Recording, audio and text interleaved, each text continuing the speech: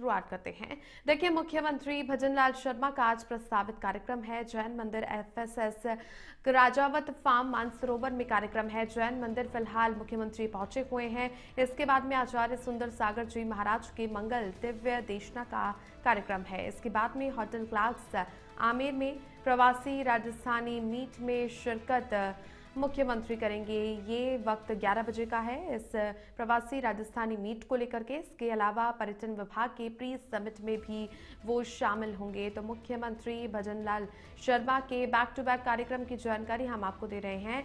जैन मंदिर SFS Rajawat farm Mansarovar में कार्यक्रम का आयोजन किया जा रहा है, जहां पर आचार्य सुंदर सागर जी महाराज के मंगल दिव्य देशना का ये कार्यक्रम है। इसके अलावा होटल क्लार्क्स आमेर में प्रवासी राजस्थानी मीट में मुख्यमंत्री शिरकत करेंगे। और चूंकि प्रवासी राजस्थानी दिवस हर साल आयोजित किया जाएगा और उससे पहले आप देखिए कि 10 दिसंबर से शुरू हो रहे प्रवासी राजस्थानी समिट से पहले ये प्री मीट की शुरुआत अब की जा रही है, जिसमें शिरकत मुख्यमंत्री आज करेंगे। इसके अलावा पर्यटन विभाग के प्री समिट में भी सीएम शामिल होंगे। जयपुर में मेयो कॉलेज अजमेर की 150वीं वर्षगांठ के मौके पर मेयो साइकिलिंग नेटवर्क की ride to Mayo 150 kilometre cycle rally का आयोजन हुआ। इस रैली को उप मुख्यमंत्री दिया कुमारी ने सिटी पैलेस के सर्वतोभद्र चौक से हरी झंडी दिखाकर अजमेर के लिए रवाना किया, जहां रैली में 20 मेयो एल्यूमनाई सदस्य शामिल हुए, जिनका नेतृत्व पूर्व छात्र मोमो सिंह ने किया, जबकि सेवानिवृत्त लेफ्टिनेंट जनरल आलोक क्लेर भी सहभागी रहे। डिप्टी सीएम दिया कुमारी ने मेयो कॉलेज की 150 साल की गौरवपूर्ण यात्रा और उसके शैक्षणिक और सांस्कृतिक योगदान की सराहना करते हुए इसे देश का गौरव बताया। कार्यक्रम में Mayo alumni association Jaipur chapter के अध्यक्ष जगदीप सिंह, संयोजक हरीश भार्गव, स्वराज सिंघी सहित कई पूर्व छात्र मौजूद रहे।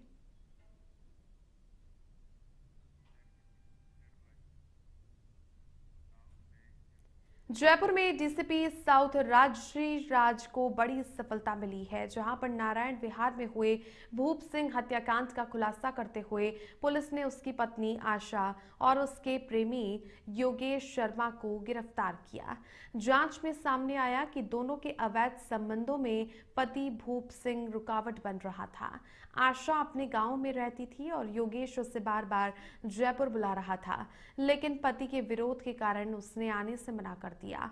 इसके बाद दोनों ने मिलकर हत्या की साजिश रची और योगेश ने योजनाबद्ध तरीके से भूप सिंह पर हमला कर उसकी जान ले ली। घटना के बाद योगेश 3 दिनों तक पुलिस को झूठी कहानियां सुना करके गुमराह करता रहा और हत्या का शक भूप सिंह के भाई पर डालने की कोशिश भी की, लेकिन एसएचओ गुंजन सोनी और उनकी टीम ने एसीपी आदित्य काकड़े के सुपरविजन में की गई कड़ी पूछताछ के बाद आरोपी से सच निकलवा लिया। मृतक भूप सिंह नारायण विहार में एक कारखाने में गार्ड की नौकरी करता था।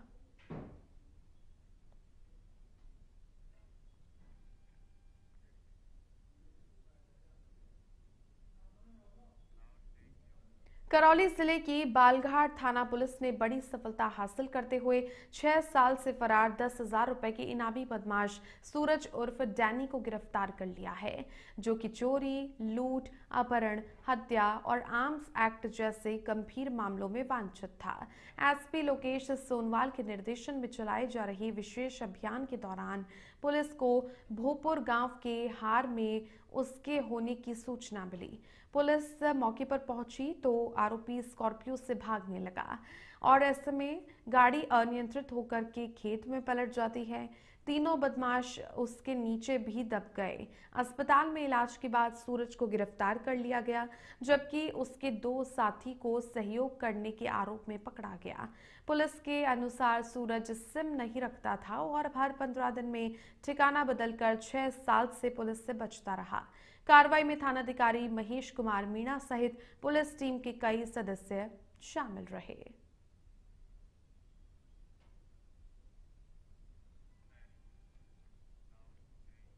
अजमेर जिले के नसीराबाद से खबर है, जहां पर गांधी चौक स्थित नरसिंह मंदिर के पास वादेशी रेस्टोरेंट में भाजपा शहर मंडल की एक महत्वपूर्ण बैठक हुई, जिसका संचालन शहर मंडल अध्यक्ष संजय यादव ने किया और विशेष अतिथि के रूप में वरिष्ठ नेता वैभव तेला मौजूद रहे।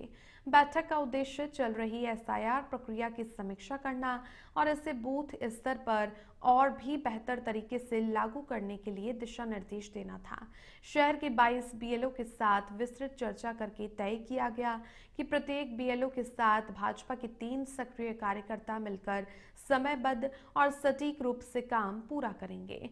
वैभव तेला ने संगठन को मजबूत करने पर जोर देते हुए कार्यकर्ताओं की भूमिका को महत्वपूर्ण बताया, जबकि संजय यादव ने टीम वर्क और अनुशासन को पार्टी की असली ताकत बताते हुए घर घर संपर्क और दस्तावेज कार्यों को सावधानी से पूरा करने के निर्देश दिए। बैठक में कई भाजपा पदाधिकारी और कार्यकर्ता मौजूद रहे।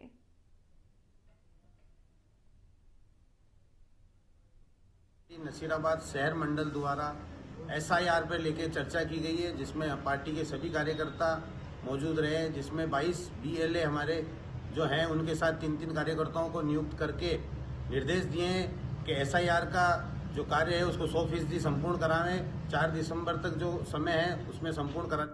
अलवर जिले के नौगांव थाना क्षेत्र के नगलीवाल गांव में 27 वर्षीय शकील ने जहरीला पदार्थ खा लिया, जिससे उसकी हालत बिगड़ गई, जिससे परिवार उसे जिला अस्पताल ले गया, लेकिन देर रात इलाज के दौरान उसकी मौत हो गई।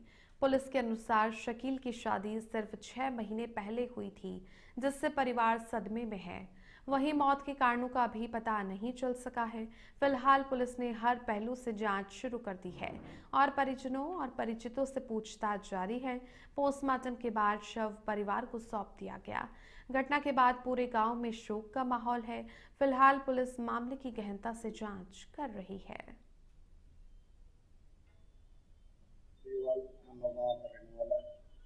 दिनांक 25 जहर खाकर सरकारी अस्पताल में भर्ती हुआ था, जो जहर इलाज एक्सपायर हो गया, जिसका आज पोस्टमार्टम करा रहा हूँ। क्या वजह निकली थी? पंचायत किराए के अनुसार जहर खाकर। अलवर के राजगढ़ से खबर है, जहां पर राजकीय सामुदायिक स्वास्थ्य केंद्र में चिकित्सकों ने इंचार्ज डॉक्टर रमेश मीना को ज्ञापन सौंपकर आरोप लगाया कि सीएचसी परिसर के क्वार्टर्स को जुलाई में पीडब्ल्यूडी ने कंडेम घोषित कर दिया था, लेकिन इसकी जानकारी 4 महीने तक चिकित्सकों से छिपाई गई और इस दौरान उनका एचआरए और मेंटेनेंस चार्ज भी काटा जाता रहा। डॉक्टरों ने सवाल उठाया कि अगर इस दौरान कोई हादसा होता तो जिम्मेदार कौन होता। वहीं डॉक्टर विजेंद्र मीना ने बताया कि उन्हें क्वार्टर्स खाली करने का नोटिस अब मिला है, जिसका वे पालन करेंगे, जबकि उनका ट्रॉमा सेंटर बनने का कोई विरोध नहीं है। उधर इंचार्ज डॉक्टर रमेश मीना ने कहा, सीएमएचओ के निर्देश पर ट्रॉमा सेंटर, बीपीएचयू और एनडीएचयू जैसी नई बिल्डिंगों के लिए जगह चिन्हित की जा रही है, लेकिन कुछ डॉक्टरों ने नोटिस रिसीव नहीं किया, जिसके कारण गलतफहमी हुई।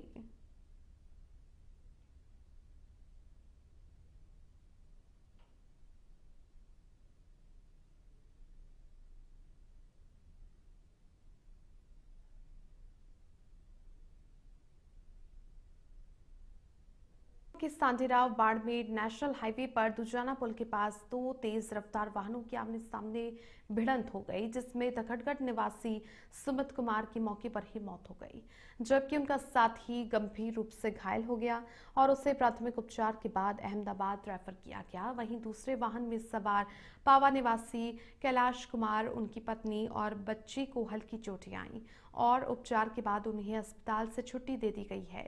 सूचना मिलते ही सांडीराव थाना पुलिस मौके पर पहुंची, घायल को अस्पताल भिजवाया गया और शव को मोर्चरी में रखवाया गया। टक्कर इतनी भीषण थी कि दोनों वाहनों के इंजन पूरी तरीके से क्षतिग्रस्त हो गए। प्रारंभिक जांच में दुजाना गांव के क्रॉस को दुर्घटना का संभावित कारण माना जा रहा है।